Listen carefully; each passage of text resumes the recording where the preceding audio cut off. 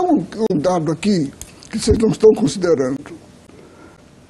A minha querida amiga Dilma tinha 12 minutos de televisão.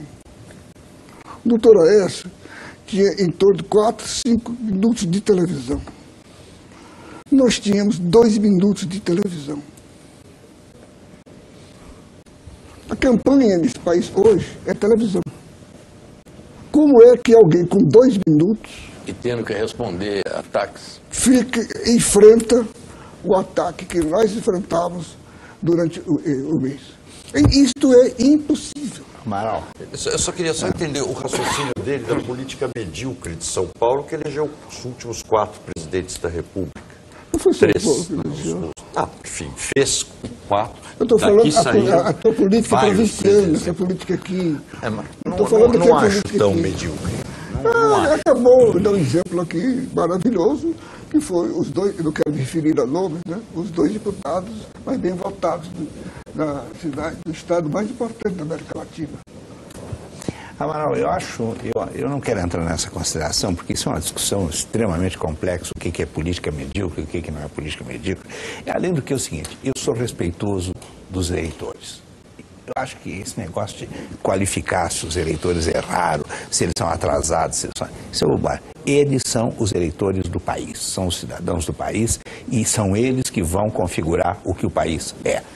Agora, eu queria fazer um pequeno reparo à questão dos tempos, porque tem sido muito utilizado essa questão, eu já fiz isso no programa da Mônica do Lavareda há pouco, tem sido muito utilizado que agora nós vamos ter tempos iguais. Não vamos ter tempos iguais, porque com exceção dessa casa aqui, né, a maioria dos meios tem feito uma campanha desenfreada contra o governo, Então nós temos tempos diferentes, muito diferentes, né?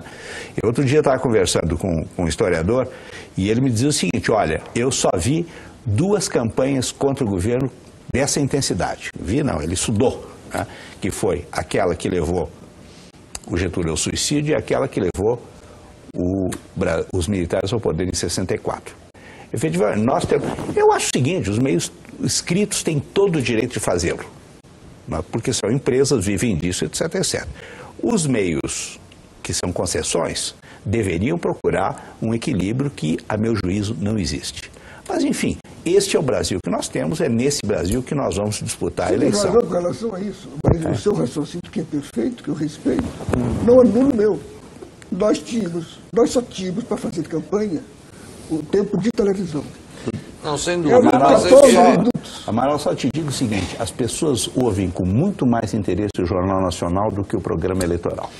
Mas, Marco Aurélio, me desculpe, eu acho que os meios de comunicação não relatam o que o João Santana relata, mas relatam o que acontece no governo federal. Se acontecem as coisas como acontecem, eles não podem criar um mundo da fantasia. Isso é para o João Santana. Eles criam um mundo da fantasia. Eu acho que não. Uma emissora de prestígio desse país dedicou um programa de mais de 1 hora para analisar o apoio que a presidenta Dilma tinha dado ao Estado Islâmico. Só que não existia esse apoio, não existia uma linha, uma frase, uma palavra que induzisse esse... No entanto, houve um programa de 1 hora. Eu acho que só 3 especialistas. Só vocês, então, não entenderam que houve o apoio, porque eu acho que todo mundo entendeu. Então, até bom que ter feito a análise para que ficasse mais claro. Ficou absolutamente claro que tinha havido. Só que as pessoas não leram o discurso. Elas se basearam em 2 ou 3 artigos que disseram isso. Então, há uma clara tergiversação.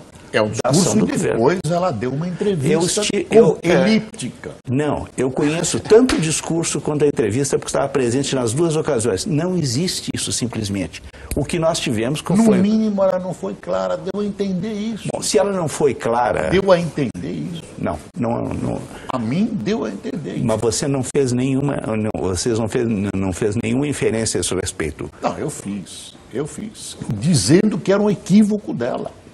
Ter apoiado? Não, que aquilo era um equívoco de expressão. Eu acho que foi um equívoco de entendimento seu, me desculpe. Mas tudo bem, eu posso me equivocar, mas... Sim, mas só que o seu equívoco é transmitido para grande parte da imprensa e grande parte das pessoas teve essa... O chanceler, o ministro das Relações Exteriores, deu uma entrevista para a Rádio Bandeirantes ontem explicando tudo isso, a posição. Desmentindo as versões. Explicando a posição. Mas eu estou fazendo exceção para essa casa aqui, do ponto de vista dos meios eletrônicos. Eu só quero também lembrar o seguinte, quando você faz essa crítica toda, você não está, de maneira nenhuma, insinuando que haja necessidade de algum tipo de regulação inibidora.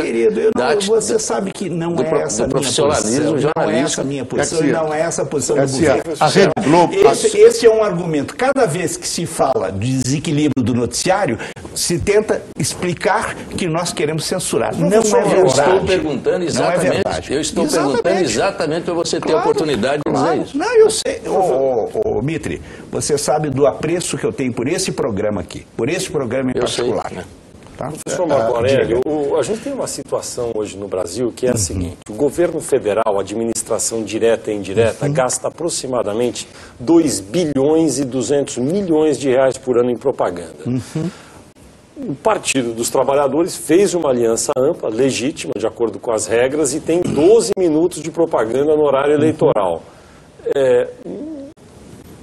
Tudo está à disposição do governo. O senhor acha que a mídia distorce o que o governo faz? É isso que eu estou entendendo? Não, apesar de toda essa avalanche de propaganda do governo? Eu citei, em primeiro lugar, a propaganda do governo, você sabe muito bem, que é uma propaganda, em muitos casos, institucional, que refere-se a desde questões de saúde, etc, etc. Não vamos... E que beneficia o seu jornal. Precisaríamos fazer um outro canal livre beneficia o seu jornal, amplamente o seu jornal, esse canal e a todos os canais de televisão. Ela não é uma propaganda seletiva, ela é uma propaganda, inclusive, que tem como uma das consequências, não como preocupação, mas tem como uma das consequências a manutenção de uma imprensa vicejante no Brasil. Ou não é verdade isso? Mas eu não estou tocando nesse aspecto. Eu estou perguntando para o senhor porque o volume de propaganda que o governo faz é grande, para ele poder se expressar e dizer o que ele bem entender. A mídia é livre. Garcia, eu queria voltar à questão da fala da presidente da ONU.